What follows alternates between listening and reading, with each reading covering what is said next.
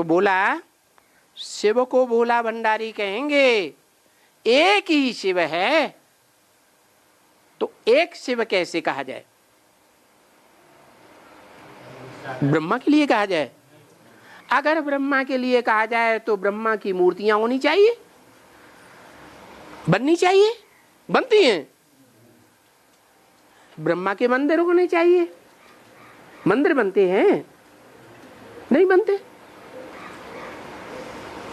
ब्रह्मा की पूजा होती है, पूजा भी नहीं होती। और शिव की तो पूजा होती है। पूजा किसकी होती है? अरे पूजा किसकी होती है? नहीं, निराकार तो आपकी आत्मा भी है। नहीं, पूजा होती है पवित्रता की। काय की पूजा होती है? प्योरिटी की पूजा होती है। और वो सामान्य रूप से प्योर नहीं है। क्या? सामान्य रूप से प्योर नहीं है। क्या कहते हैं? कैसा प्योर है? अरे भूल गए। एवर प्योर है। एवर प्योर का मतलब और दूसरी कोई आत्मा नहीं हो सकती जो इतना एवर प्योरिटी का काम करके दिखाए। कैसी एवर प्योरिटी? जिसकी यादगार मंदिर में रखी हुई है। क्या है? उसका लिंग ही पूजा जाता है। देवताओं की और इंद्रियां पूजी जाती हैं, लेकिन शिव का लिंग ही पूजा जाता है। क्यों? क्योंकि और इंद्रियों से तो पवित्र बन सकते हैं देवताएं, और देवताएं पवित्र बने थे, इसलिए कहा जाता है मुख कमल, नेत्र कमल, हस्तपाद, पाद कमल, हस्त कमल। कमल से उपमा देते हैं, लेकिन उनकी लिंग से उपमा नहीं देते। क्यों नहीं देते? क्योंकि दुनिया में काम के ऊपर विजय एक के अलावा और किसी ने नहीं पाई। 100% विजय। और वो विजय अखाड़े में युद्ध हो तब ही विजय कही जाएगी, या अखाड़े में आए ही नहीं और विजय हो जाए हैं, तो उसका यादगार मंदिर में अखाड़ा दिखाया गया है। पार्वती दिखाई गई है। भले बाबा कहते हैं तुम सब पार्वतियां हो। किससे कहा? किससे कहा तुम सब पार्वतियां हो? हैं? आत्मा से कहा। अच्छा, पुरुष पार्वती हैं? पार लगाएंगी? पुरुषों की आत्माएं पार लगाने वाली हैं। जैसे पार्वती, धनवती कहा जाता है ना, तो पुरुषों से कहा जाता है स्वर्ग के द्वार खोलो? नहीं कहा जा सकता। जो कन्याएं माताएं हैं उनको कहा तुम सब पार्वतियां हो। क्यों? क्यों कहा? क्योंकि कन्याएं माताएं ही ये ऐसी शक्तियां बन सकती हैं जो पुरुषों को पार लगा सकती है। कैसे? कायदे अनुसार या बेकायदे अनुसार? कायदे अनुसार।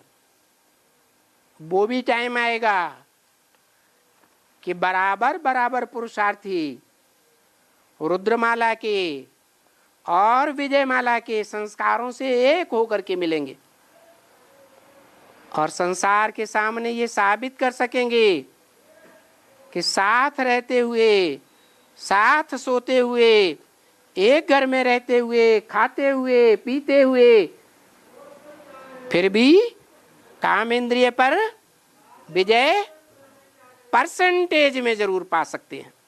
और सन्यासी क्या कहते हैं?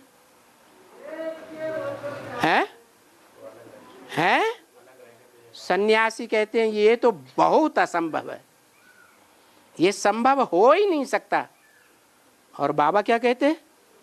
यही संभव है। और ये उन आत्माओं के लिए संभव है जो रुद्रगण कहे जाते हैं। क्या रुद्रगण का मतलब क्या हुआ? रुद्रगण किसकी औलाद? महारुद्र की औलाद, साक्षात रुद्र के बच्चे हैं और रुद्रगण। तो उनकी यादगार है शालिग्राम। कितने शालिग्राम बनाते हैं? ज्यादा से ज्यादा लाख तो सामान्य रूप से बनाते हैं, लेकिन ज्यादा से ज्यादा कितने बनाते होंगे? है 1,00,000 2 लाख, उससे ज्यादा नहीं, 9 लाख। वो प्रैक्टिकल में होते हैं, हैं प्रैक्टिकल में वो पत्थर या मिट्टी के बनाते हैं। वो मिट्टी प्रैक्टिकल में होती है कि जो सूक्ष्म प्रवेश करने वाले होते हैं उनकी अपनी मिट्टी होती ही नहीं, होती है। अरे 4.5 लाख इस धरती पर प्रैक्टिकल में होते हैं और 4.5 लाख उनमें प्रवेश करते हैं। तो शालिग्राम किसकी यादगार बनाए जाते हैं? है? शालिग्राम उनकी यादगार है जो मिट्टी या पत्थर के प्रैक्टिकल में चैतन्य होते हैं, और वो ऐसी स्टेज बनाते हैं शालिग्राम की, निराकारी स्टेज। उनकी यादगार है जो पूजे जाते हैं रुद्र यज्ञ में। और उनके साथ एक बड़ा लिंग रखा जाता है। बड़ा क्यों? अरे बड़ा काम किया इसलिए बड़ा रखा जाता है। शालिग्राम छोटे छोटे बनाए जाते हैं, तौल के बनाए जाते हैं कि 1 मिलीग्राम ज्यादा है कि 1 मिलीग्राम कम है, नहीं, छोटे बड़े होते हैं या नहीं होते हैं? हाँ, छोटे बड़े होते हैं। तो इसका मतलब क्या हुआ? इसका मतलब ये हुआ उन रुद्रगणों में से एक है जो शिव के साथ समान स्टेज में ऐड हो जाता है।